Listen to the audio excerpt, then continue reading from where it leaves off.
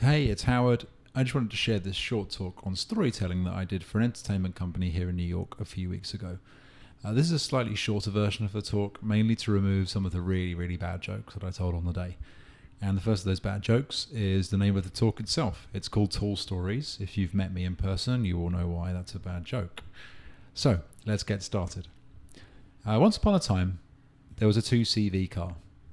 Nothing glamorous, but a car of great character. The Citroën 2CV is a French automobile classic. And the owner of this car was named Mr. Seth. And Mr. Seth lived in a small village in the southwestern point of England, in a part of England called Cornwall. Cornwall is, interestingly, the closest part of England to the US, as you can see here on the little map. And every day, Mr. Seth would drive the 2CV to school. He was a school teacher. He taught a class full of 9-year-old kids at the local primary elementary school. And he'd teach them maths and history and science and other things. And he often loved to spend time reading to the class wherever he could. And he would read them stories. He would read them stories of Roald Dahl's twits who would eat worm spaghetti. He would tell them poems by Michael Rosen. He would tell them stories of crocodiles who were hungry for 9-year-old flesh. He would tell them stories of witches coming out of the woodwork. Sometimes he'd just read the stories. Other times he'd get his guitar out. He was a passionate amateur guitar player. Sometimes he'd dress up in crazy costumes. He'd run around the room and play the different characters like it was a theatre production. Or he'd jump on the table to play the scary monster or the ravenous crocodile. And for the kids in the class, this felt really wild. It felt like magic. And reading time was the most exciting part of the week. What story were they going to get next? They just didn't know. And it was almost like having the Muppet Show live in their classroom in this rural village. It felt really, really fun, wild, colourful and crazy. And they didn't know it at the time, but these tall stories were more than just stories. And one of these kids in the class was me. So whenever I think about stories, I'll always remember Mr. Seth and his red Citroën 2CV. So what happened next? Well, if we go from my primary school through to secondary school and beyond, I started working at a record store. And I would tell stories about the new artists, the new music that we had in to get customers to get excited by the music and get them to buy it. I became a music promoter where I would tell stories of the parties we'd run and how wonderful they'd be. I then moved into advertising after I graduated from university. And advertising is all about storytelling. After I was working in advertising for a few years, I decided to found my own company.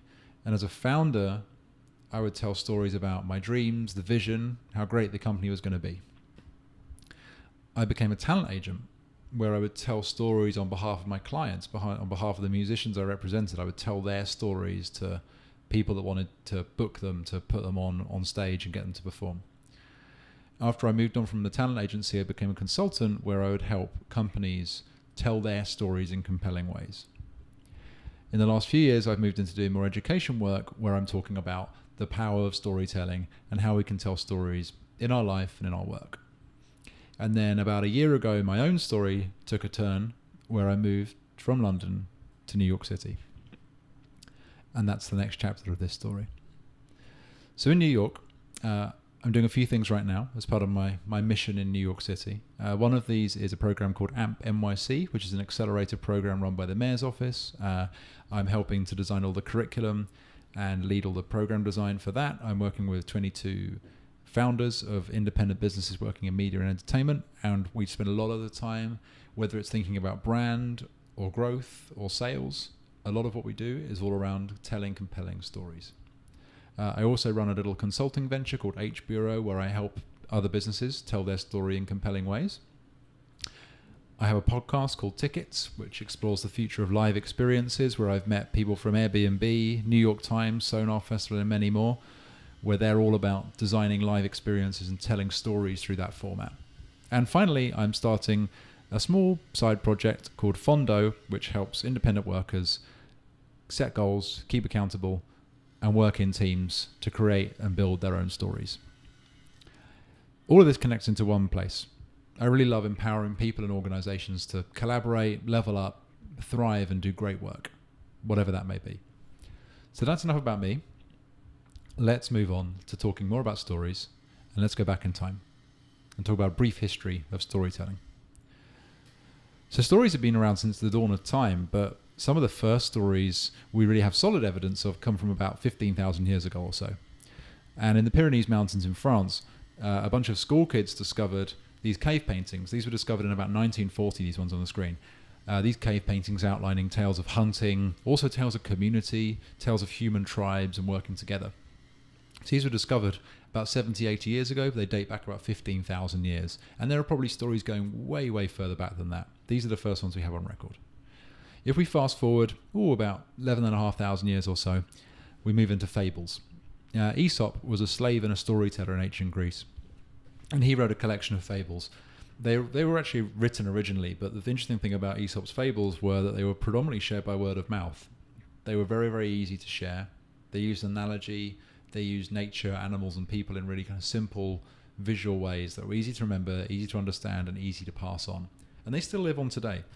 We can see Aesop's fables in modern life everywhere, including in modern culture. For example, the tortoise and the hare, as featured by Bugs Bunny. If we move forward into closer to modern times, move into Testament, the Bible's Old Testament spoke of men and women, of tales, lessons that occurred many, many years before 0 AD. They occurred hundreds of years before that. The majority of the books relied on resources for their writings, of course, and these resources were all really stories. People saw things, heard the stories, they witnessed live events that had happened, and they kept them alive again through word of mouth before they were written into this testament around 0 AD. And they would tell their friends, their families about these events, and the chain was formed where one storyteller would tell another, pass it on to their friends, their families, their co-workers, and this Bible was built from these stories. If we move forward to around 1600 AD, to William Shakespeare, Shakespeare's plays actually weren't really meant to be published originally, but once they were published, suddenly he became a legend. And he was named to a great storyteller to his friends. Again, he started by telling stories to his friends and family. Once those pieces were produced and they were written and they were performed, his legendary status began to grow. So hundreds of years later, his stories are still extremely powerful. This is the 1995 adaptation of Othello featuring Lawrence Fishburne and Kenneth Branagh. How did he do this? It was all through storytelling, compelling storytelling that survives the test of time. If we fast forward to modern times, and another example of storytelling, hugely powerful, is hip-hop. Hip-hop's a great form of storytelling. Starting in the mid-70s, hip-hop music has enabled some incredible storytellers to share their ideas and their creativity with the world. And there's tons of amazing hip-hop storytellers. 3 of my favorites are Nas, Notorious B.I.G., and the irrepressible Slick Rick. So if we move a little bit closer to today, if you think about great storytellers, this person probably comes to mind. This is Steve Jobs. And he was a renowned storyteller. I think part of his magic of how he was so influential was how he was able to craft and tell fantastic stories. His 2010 talk at the Apple Worldwide Developers Conference is a really great example of telling a great story of product and business through tales and stories. The thing these things all have in common is they all tell compelling messages. Now, they've been told across many different mediums, from stone walls through to Spotify, but the power is in the messages they convey ahead of the medium. You might be thinking now, well, I'm not Aesop, I'm not Steve Jobs, I'm not Shakespeare or Nas, I'm not Oprah, J.K. Rowling or Christopher Nolan. Well, I have some good news. You have stories. You're unique. You have a different perspective to everyone else in the world. You see things in a unique way. You've seen, heard and told stories since you were a little kid, since you could speak. Even before you could speak, you were telling stories in one way or another through gestures. So you have stories, and you have a unique perspective on the stories that you want to tell. The other good news I have is that storytelling is a muscle. If you train your muscles more, they get stronger, and they start to build their own muscle memory. Storytelling is exactly the same. If you keep working the muscles, they will grow and become stronger. Now, a good example of this, 2 people really. One is William Shakespeare, the other one, Jerry Seinfeld. The things they have in common are that they put in these hard yards. They were working on their stories every day. Shakespeare actually wrote thousands and thousands of stories. It's only the few dozen or so that got most popular that we remember today, but he wrote tons and tons of material. Jerry Seinfeld would practice jokes every single day. He put a calendar up on the wall, put a big red cross through it as long as he wrote one joke every day. And he had to keep the streak going where he had to write at least one joke. Didn't matter if the joke was terrible, he had to write at least one joke every single day. So putting those hard yards in and building the muscles was crucial for their success. If we think about Seinfeld a little more, actually, more broadly, Seinfeld and also Larry David are really great examples of storytellers. If you think you can't tell a story about anything, or you've got nothing exciting to tell a story about, it's worth checking out both Seinfeld and Curb Your Enthusiasm. Seinfeld was really known as a show about nothing. So seemingly unrelated, uninteresting stories intertwined to create a story that's really compelling.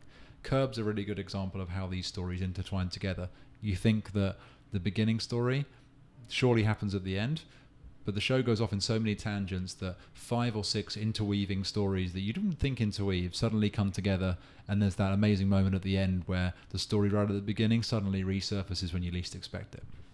So if you're thinking about the fact that you can't tell stories, there's a show and a story in almost everything. So let's talk about types of stories. It's really worth checking out the periodic table of storytelling. This is a really fantastic resource online. You can have a quick search for it. Hundreds and hundreds of types of stories and how they all connect together. It's a really great resource. I'm just going to touch on a couple of the main different types of storytelling, just for the purpose of brevity for today's talk.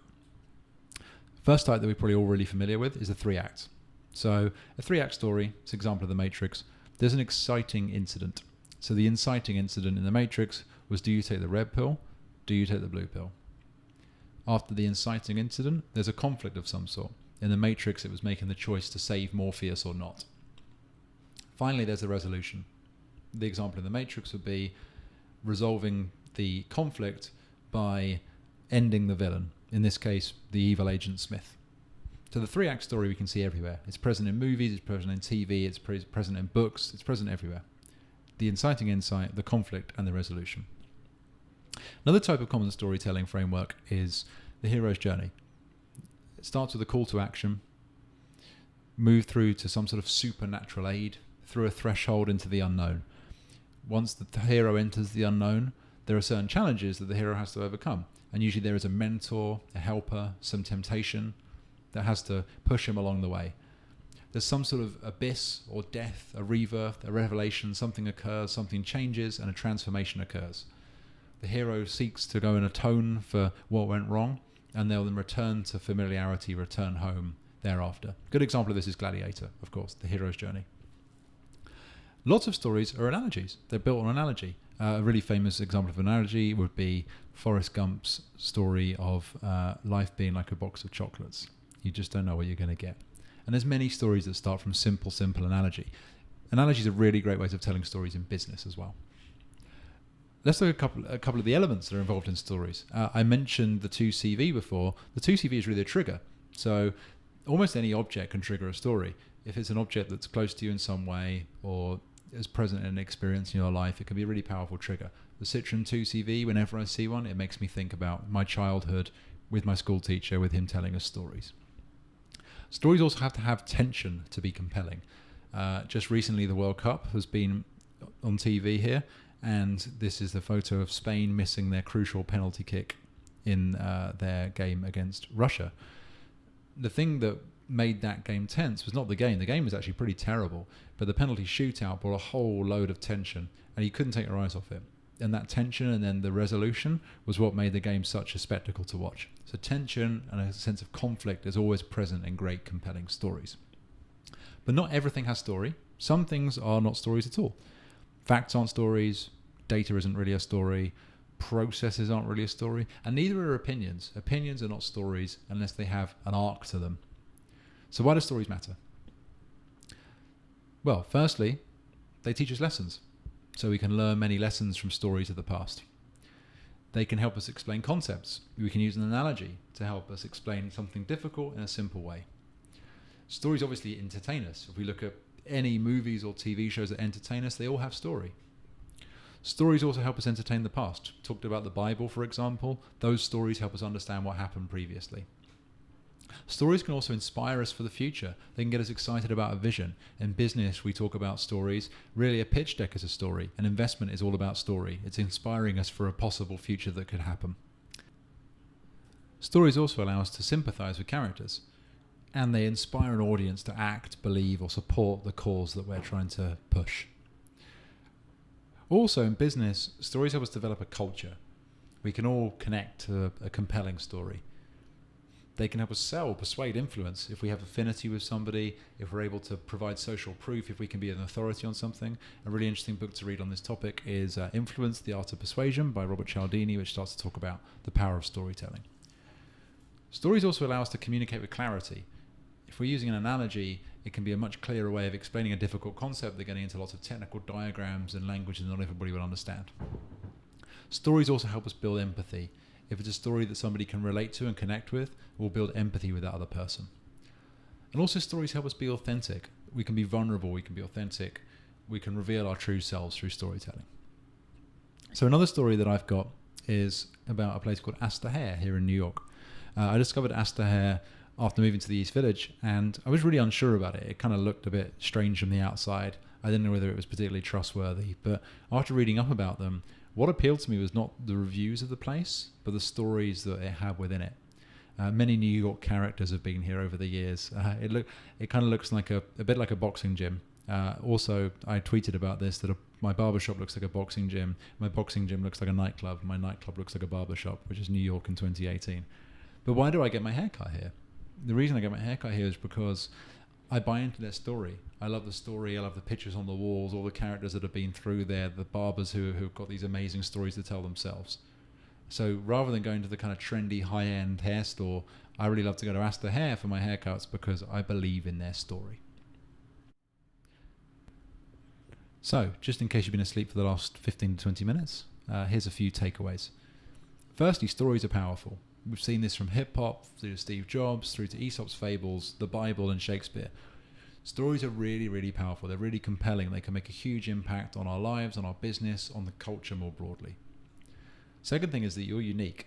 You have a unique perspective on the world. You see things in a different way to anyone else. And that means you're able to tell stories by having that perspective that is uniquely yours. Thirdly is that you can be a great storyteller using the tools that are available, using analogy, taking inspiration from existing stories, and utilizing that unique perspective that only you've got. You can tell great stories. It's also worth remembering the arcs in stories.